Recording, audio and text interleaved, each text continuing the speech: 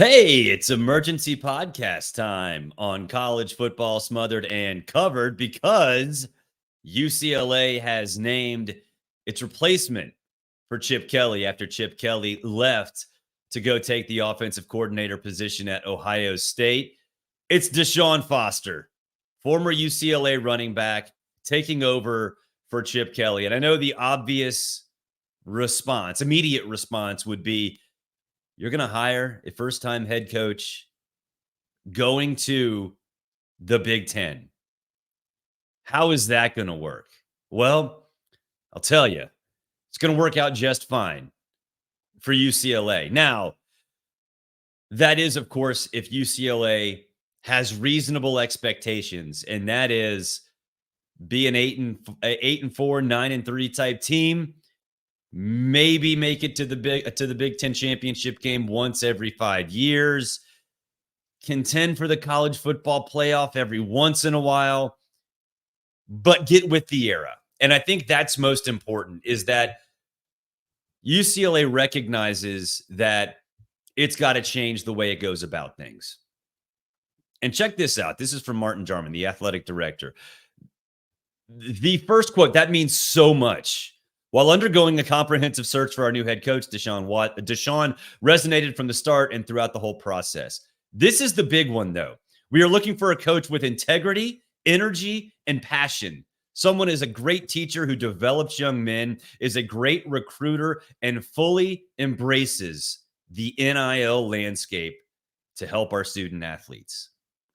If that isn't a slap in the face to Chip Kelly, I don't know what is.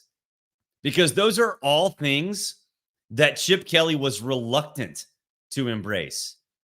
So, yeah, you can look at the fact that DeShaun Foster does not have any head coaching experience, but he's been in college football. In fact, he, I think, got his start coaching college football at UCLA at his alma mater. So that, to me, is more important. UCLA is not an attractive job.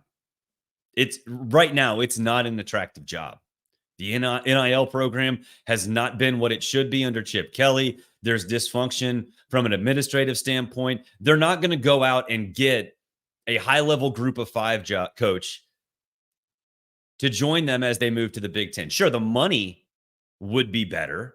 There's no doubt about that. But the chance for success would be very, very difficult. Because if you go get a high-level group of five coach, he's probably going to fail at UCLA in terms of what the expectation might be from the administration going out and getting a guy who has succeeded at the group of five level.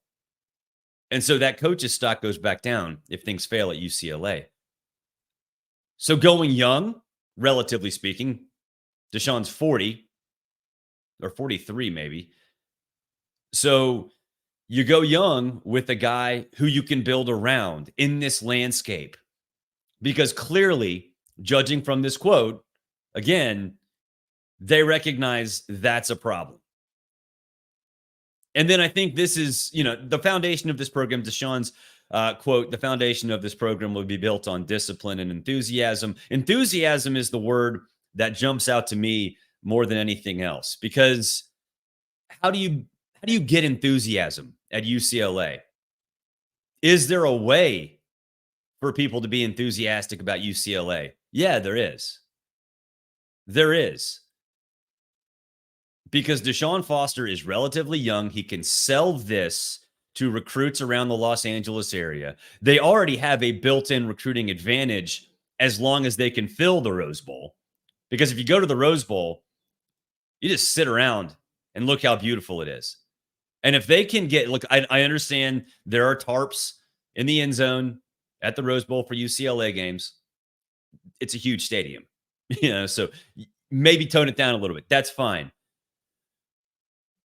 But if you can have a roster that buys into the NIL program, a coaching staff that understands what recruits go for these days, they can make it an attractive place. And then you add the Rose Bowl on top of that, and things will be even better. So to me, and if you have any questions, drop them in. I don't necessarily do questions all that much because, I'm still getting new at this podcasting, this independent podcasting, which I'm love. This is the second time we've done an emergency or third time, I should say, that we've done an emergency podcast. So this is a lot of fun. But yeah, I think what can DeShaun make UCLA? He can make UCLA fun again because there will be transfer players. And he said, again, Martin Jarman said, embrace the new era, more or less. So he can make it attractive. Westwood's a wonderful place. I mean, if you're talking about where players would get excited about living, it's Westwood. Right by Hollywood, right by Beverly Hills. It's hard not to love that. So if you breathe in excitement, if you have an NIL program that can pay a lot of money, and you have a fantastic campus with a good academic program, which still is very, very important to a lot of kids, you can be successful. So I love it. I love it. Would I have chosen somebody else? I would honestly have not have thought of DeShaun Foster. So I think Martin Jarman deserves a ton of credit for that, because I think with a guy who literally just took the Las Vegas Raiders running backs coach job, a week and a half ago, that's not somebody who would stand out. Obviously, there are connections with UCLA. He was a UCLA great. That's fine. But I actually talked about this on SiriusXM yesterday morning with Pat Bradley, or actually Saturday morning, I should say, with Roy Philpott, that you can't go get a star like a Willie Fritz who made the jump to Houston. You can't go get a guy like that. You're not going to go get a high-level group of five coach who could jump potentially to the Power Five and be successful. You got to get a young guy. You got to go young. You got to go enthusiastic. So love this. Love this for DeShaun Foster. Love this for UCLA, as long as UCLA makes sure that the expectations are where they should be, and the fan base and the boosters understand that patience is a good thing. And you still have to deal with Ohio State, Michigan, Washington, Oregon, USC, Penn State, and others in your new home.